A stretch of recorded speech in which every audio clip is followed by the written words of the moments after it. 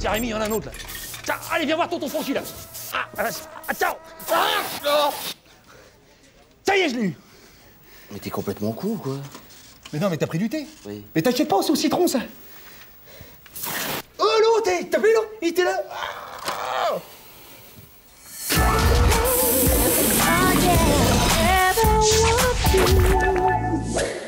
Moi, je vous préviens, Martine, je reviens pas demain si rien n'est fait pour les moustiques. Mais enfin, vous savez bien que je ne peux rien faire. L'étang au pied de l'immeuble est une lubie du président. Et il n'est pas prêt de le faire détruire. Mais il sert à rien, cet étang, à part générer des moustiques.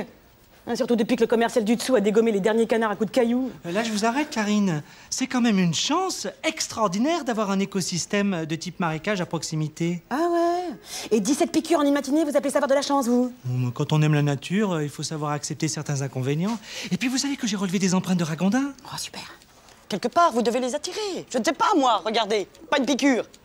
Enfin, en même temps, vous n'êtes pas ce qui se fait de plus appétissant. Enfin, pas un moustique, j'entends. Pour un mammifère non plus, ceci dit. Là encore, je vous arrête, Karine. Les moustiques ne sont pas sensibles à ces considérations humaines. En fait, c'est l'odeur de votre sueur qui les attire. Pardon?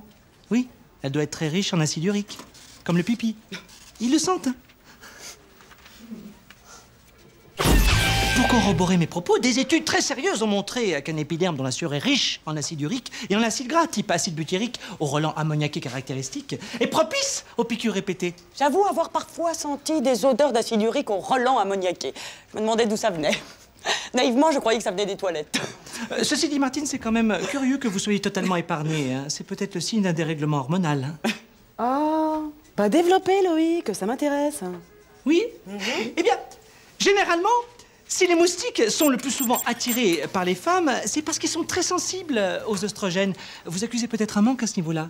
Qu'est-ce que vous insinuez, Loïc? Que les moustiques me prennent pour un homme? Oui. Enfin non. Pour être plus précis, ils ne vous prennent pas pour une femme.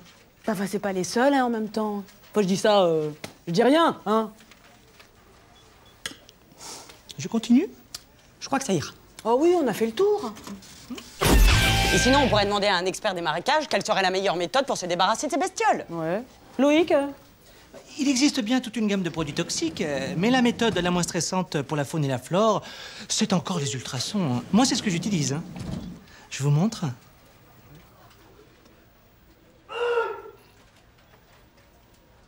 Ouais, bon, vous faisiez quoi, là?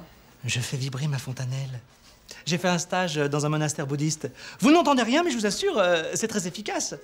Une fois, j'ai même réussi à faire pleurer une chauve-souris. Oui, c'est la même fréquence qu'au système anti-jeune. Ah, il doit avoir le tympan concave. Hein. Continuez, vous n'arrêtez pas. Allez-y, allez-y, allez-y. Ah oui, allez, c'est bon.